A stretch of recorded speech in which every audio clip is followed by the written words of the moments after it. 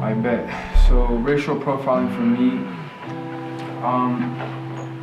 personally, I'm blessed. I would say I'm very blessed to not have experienced like a huge amount of racism, I would say, or as much as other people have in my life.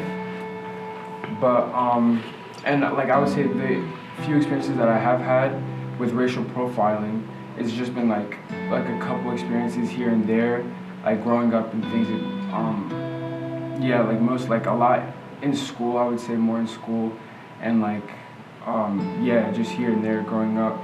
But one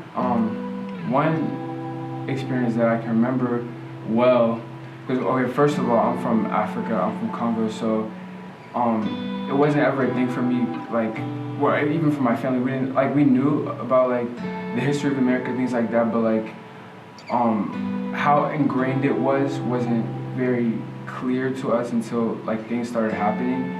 And one thing I do remember, when I think back on it, is one time I was in school and I was introducing myself to a guy, some guy I didn't know before or whatever. It was in gym or whatever. I think this was in middle school. Yeah, in middle school. And the guy, I was like, my name is, and before I could say what my name was, he started listing off names to like guess what my name was, and he named off a bunch of names like Jamarius, you know, like DeMarcus, Tyrone, you know, just a bunch of like, I guess you could say stereotypical names, is what he started to name off.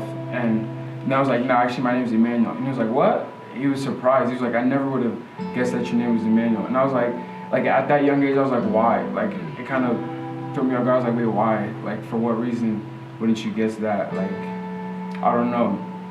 But like, and then like even conversations with other friends, like they would tell me I'm not like regular black people. And I'd be like, what's like regular black people? What's a typical black person?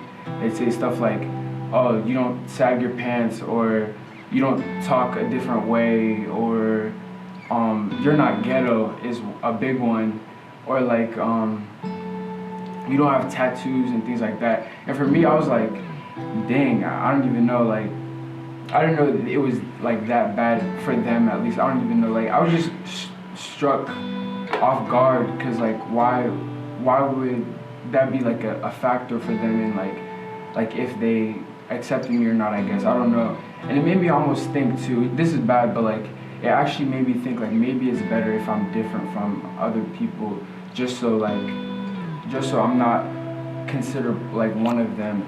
And for me personally, it's not something, now looking back on it, it's not something that I am like happy about, I would say. It's something that really is in America, and something that takes a lot to change, like mind-wise and like heart-wise, for a lot of people, because a lot of people grew up with a certain mindset that is not correct, biblically or even just morally, going off the color of skin of people. And like, I don't know, it affects a lot of people today.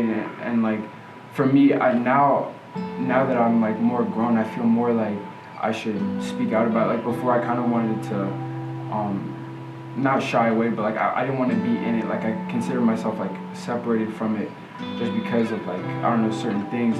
But as we live in like the world that we do today, where you would think racism is like shouldn't be as big as it is now, and being as big as it is now, it's like it's coming to a place where like we actually do need to like address it. Like we keep needing to address the same problem that we've had. And I don't know, that's just society today, and that's just my experience. So like, how old were you when like when the kid said like Tyrone, I would have never thought that was your name. I was like 12 years old at the time. So my parents, like, we didn't like have that conversation about like slavery. Like, I knew about it and stuff, and it was like low key, like, I don't know, it was an awkward conversation. And even in school, being like, from where I come from, it's like mostly white people, and like the black people that are there, like, they're just, I don't know, there's not that as many black people. And so it wasn't like it wasn't a conversation that I had with my parents, really. So at 12 years old, that happening, I was like, wait, what? I didn't get it. I was just confused as to why that whole thing happened. But basically, yeah. Does that shape how you move today? Like, yeah, it does, I would say. Now, the way it's affecting me today, I would say I choose to carry myself in a way that shows well on black people. I would say on people of color. I try to set more of an example, and to really like break stereotypes, I would say, when it comes to just different things, and to just combat everything, like all the negative like ideas that people have, the preconceptions or the misconceptions that people have about black people. I try to act in a way that goes against those like ideas that they have in their head. Mm-hmm.